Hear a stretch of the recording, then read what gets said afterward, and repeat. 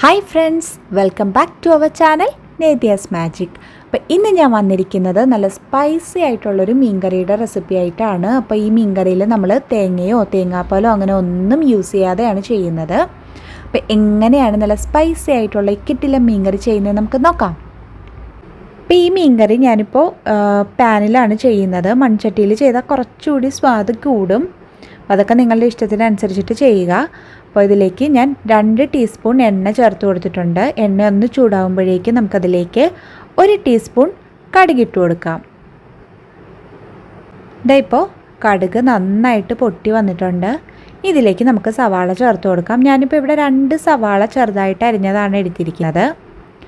ഇതിനോടൊപ്പം തന്നെ നമുക്ക് 2 പച്ചമുളകും കൂടി നീളത്തിൽ കീറിയത് ചേർത്ത് കൊടുക്കാം. സവാള ഒന്ന് സോഫ്റ്റായി വരുമ്പോഴേക്കും നമുക്കിതിലേക്ക് 1 ടീസ്പൂൺ ഇഞ്ചി വെളുത്തുള്ളി പേസ്റ്റ് ചേർത്ത് കൊടുക്കാം. ഞാനിപ്പോൾ ഇവിടെ 8 അല്ലി വെളുത്തുള്ളിയും ഒരു ചെറിയ കഷ്ണം ഇഞ്ചിയാണ് ചതച്ചതാണ് ചേർത്ത് കൊടുത്തിരിക്കുന്നത്. ഇനി ഇഞ്ചിയുടെയും വെളുത്തുള്ളിയുടെയും പച്ചമണമൊക്കെ മാറി സവാള ഒരു ഗോൾഡൻ ബ്രൗൺ കളർ ആകുന്നത് വരെ നമുക്കിതൊന്ന് വഴറ്റിയെടുക്കാം.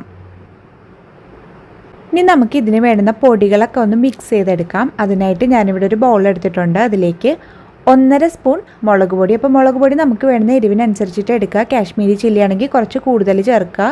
ഞാനിപ്പോൾ ഇവിടെ നല്ല എരിവുള്ള മുളകാണ് എടുത്തിരിക്കുന്നത്. പിന്നെ 1/4 ടീസ്പൂൺ മഞ്ഞൾപ്പൊടിയും 1 ടേബിൾ സ്പൂൺ മല്ലിപ്പൊടിയും കൂടി ചേർത്തിട്ടുണ്ട്. ഇനി ഇത് നമുക്ക് കുറച്ച് വെള്ളം ഒഴിച്ചിട്ട് നന്നായിട്ടൊന്ന് മിക്സ് ചെയ്തെടുക്കാം. അപ്പോൾ ഇതുപോലെ മിക്സ് ചെയ്ത് വെച്ചിട്ട് നമ്മൾ അതിലേക്ക് ചേർക്കുകയാണെങ്കിൽ പൊടികൾ കരിഞ്ഞു പോകാനുള്ള ചാൻസ് കുറയും. അതുപോലെ തന്നെ കുറച്ചുകൂടി ടേസ്റ്റുമാണ് ഇതേപോലെ മിക്സ് ചെയ്തിട്ട് ചേർക്കുകയാണെങ്കിൽ. അപ്പോൾ ഇത് നമുക്ക് നന്നായിട്ടൊന്ന് മിക്സ് ചെയ്തെടുക്കാം.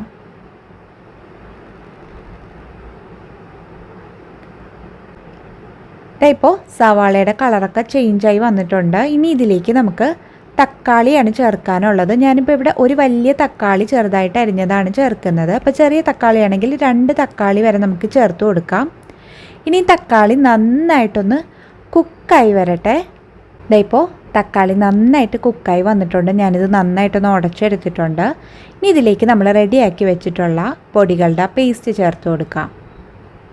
അപ്പോൾ എൻ്റെ ചാനൽ ആദ്യമായിട്ട് കാണുന്ന കൂട്ടുകാരുണ്ടെങ്കിൽ പ്ലീസ് ഇപ്പോൾ തന്നെ സബ്സ്ക്രൈബ് ചെയ്യണേ. സബ്സ്ക്രൈബ് ചെയ്യുമ്പോൾ തൊട്ടടുത്തൊരു കുഞ്ഞ് ബെല്ലൈക്കൺ വരും. അതുകൂടി ഒന്ന് ക്ലിക്ക് ചെയ്തിട്ട് ഓൾ എന്ന ഓപ്ഷനും സെലക്ട് ചെയ്യുക. എങ്കിൽ മാത്രമേ ഞാൻ പുതിയ പുതിയ വീഡിയോസ് ഇടുമ്പോൾ അതിൻ്റെയൊക്കെ നോട്ടിഫിക്കേഷൻ നിങ്ങൾക്ക് ലഭിക്കുള്ളൂ. ഇനി ഇതിലേക്ക് നമുക്കൊരു 1/2 ടീസ്പൂൺ ഉലുവ പൊടിച്ചതും കൂടി ചേർത്ത് കൊടുക്കാം. ഇനി ഈ പൊടികളുടെയൊക്കെ പച്ചമണം നന്നായി മാറുന്നത് വരെ നമുക്കിതൊന്ന് സോട്ട് ചെയ്തെടുക്കാം. ഇപ്പോൾ പൊടികളുടെയൊക്കെ പച്ചമണം നന്നായി മാറി വന്നിട്ടുണ്ട്. ഇനി ഇതിലേക്ക് നമുക്ക് പുളിവെള്ളമാണ് ചേർക്കാനുള്ളത്. അപ്പോൾ ഞാനൊരു നെല്ലിക്ക വലിപ്പത്തിലുള്ള പുളി ഓൾറെഡി വെള്ളത്തിൽ സോക്ക് ചെയ്ത് വെച്ചിട്ടുണ്ടായിരുന്നു. അപ്പോൾ അതിൽ നിന്ന് ഞാൻ ഇപ്പോൾ 4 ടേബിൾ സ്പൂൺ വെള്ളമേ ചേർത്തിട്ടുള്ളൂ. നമ്മൾ തക്കാളി ചേർത്തതുകൊണ്ട് ഇതിന് പുളി ആവശ്യത്തിന് ഉണ്ടായിരിക്കും. അപ്പോൾ അത് നോക്കിയിട്ട് വേണം നമ്മൾ പുളിവെള്ളം ആഡ് ചെയ്യാൻ. അപ്പോൾ നമ്മളിതിൽ ഇതുവരെ ഉപ്പ് ചേർത്തിട്ടുണ്ടായിരുന്നില്ല. അപ്പോൾ ഈ ഒരു ടൈമിൽ നമുക്കിതിന് വേണ്ടുന്ന ഉപ്പും കൂടി ചേർത്ത് കൊടുക്കാം. എന്നിട്ട് നന്നായി മിക്സ് ചെയ്തെടുക്കാം.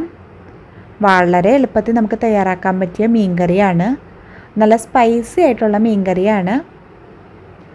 ഇതിലേക്ക് നമുക്ക് വെള്ളമാണ് ചേർത്ത് കൊടുക്കാനുള്ളത്. അപ്പോൾ വെള്ളത്തിൻ്റെയൊക്കെ അളവ് നമുക്ക് വേണ്ടുന്ന ഗ്രേവിയുടെ തിക്നെസ്സിനനുസരിച്ചിട്ട് ചേർത്ത് കൊടുക്കുക. ഞാനിപ്പോൾ ഇവിടെ 1.5 കപ്പ് വെള്ളമാണ് ചേർത്തത്.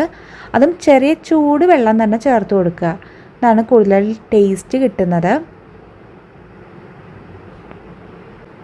ഇനി ഇതൊന്ന് തിളച്ച് വരാൻ തുടങ്ങുമ്പോഴേക്ക് നമുക്കിതിലേക്ക് മീൻ ചേർത്ത് കൊടുക്കാം. അപ്പോൾ ഞാനിവിടെ ചെങ്കലവയാണ് എടുത്തിരിക്കുന്നത്. കിളിമീൻ എന്നൊക്കെ പറയില്ലേ, ചുമന്ന കളറിലുള്ളത്, അതാണ് എടുത്തിരിക്കുന്നത്. പല സ്ഥലത്ത് പല പേരിലാണ് അറിയപ്പെടുക. നമുക്ക് ഏതൊരു മീനാണെങ്കിലും ഈ ഒരു രീതിയിൽ ചെയ്തെടുക്കാം. നല്ല ടേസ്റ്റാണ്. അപ്പോൾ ഈ ഫിഷിൻ്റെ പീസൊക്കെ ഗ്രേവിയിലൊന്ന് മുങ്ങിക്കിടക്കുന്ന ലെവലിന് വേണം നമ്മൾ വെള്ളം ചേർത്ത് കൊടുക്കാൻ. പിന്നെ നമ്മളിതിൽ ഇതുവരെ കറിവേപ്പില ചേർത്തിട്ടുണ്ടായിരുന്നില്ല. അപ്പോൾ കുറച്ച് കറിവേപ്പില കൂടി നമുക്ക് ഈ ഒരു ടൈമിൽ ചേർത്ത് കൊടുക്കാം.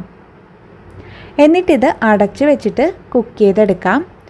ഇത് പെട്ടെന്ന് തന്നെ കുക്കായി കിട്ടും. പിന്നെ ഇത് അടച്ച് വെച്ചിട്ട് ഒന്ന് കുക്കായി വരട്ടെ, എന്നിട്ട് നോക്കാം. ഇതാ നമ്മുടെ മീൻകറി ഇപ്പോൾ റെഡി ആയിട്ടുണ്ട്. കണ്ടോ, എണ്ണയൊക്കെ തെളിഞ്ഞ് വരാൻ തുടങ്ങിയിട്ടുണ്ട്. അപ്പം മീൻ കുക്കായി വന്നതിന് ശേഷം നമ്മളിതിൽ തവി യൂസ് ചെയ്യാൻ പാടില്ല. ഇതുപോലെ ഒന്ന് ചുറ്റിച്ചെടുക്കാനേ പാടുള്ളൂ. കാരണം നമ്മൾ പിന്നും തവി യൂസ് ചെയ്യുകയാണെങ്കിൽ മീൻ പൊടിഞ്ഞു പോകാൻ ചാൻസ് ഉണ്ട്. ഇനി നമുക്കിതിലേക്ക് അവസാനമായിട്ട് 1 ടീസ്പൂൺ വെളിച്ചെണ്ണ കൂടി ചേർത്ത് കൊടുക്കാം. അപ്പോൾ നമ്മളിതിൽ ഓൾറെഡി വെളിച്ചെണ്ണ ചേർത്തിട്ടുണ്ടായിരുന്നു. അപ്പോൾ അധികം എണ്ണ വേണ്ടെന്നുള്ളവർക്ക് ഈ ഒരു സ്റ്റെപ്പ് സ്കിപ്പ് ചെയ്യാവുന്നതാണ്. ഇനി കുറച്ച് കറിവേപ്പിലയും കൂടി ചേർത്തതിന് ശേഷം നമുക്കത് ഫ്ലെയിം ഓഫ് ചെയ്തിട്ട് സെർവിങ് ബൗളിലേക്ക് മാറ്റാം. അപ്പോൾ നല്ല സ്പൈസി ആയിട്ടുള്ള നല്ല ടേസ്റ്റി ആയിട്ടുള്ള ഫിഷ് കറിയുടെ റെസിപ്പിയാണ്. എല്ലാവരും ഇതൊന്ന് ട്രൈ ചെയ്ത് നോക്കുക, എല്ലാവർക്കും ഇഷ്ടമാകും. ഒപ്പം ഈ വീഡിയോ ഇഷ്ടമെങ്കിൽ ലൈക്ക് ചെയ്യാനും ഷെയർ ചെയ്യാനും നിങ്ങളുടെ ഫീഡ്ബാക്സൊക്കെ കമൻസിലൂടെ അറിയിക്കാനും മറക്കരുത്. അപ്പോൾ മറ്റൊരു വീഡിയോയുമായി നമുക്ക് വീണ്ടും കാണാം. അതുവരെ thank you, bye, thanks for watching.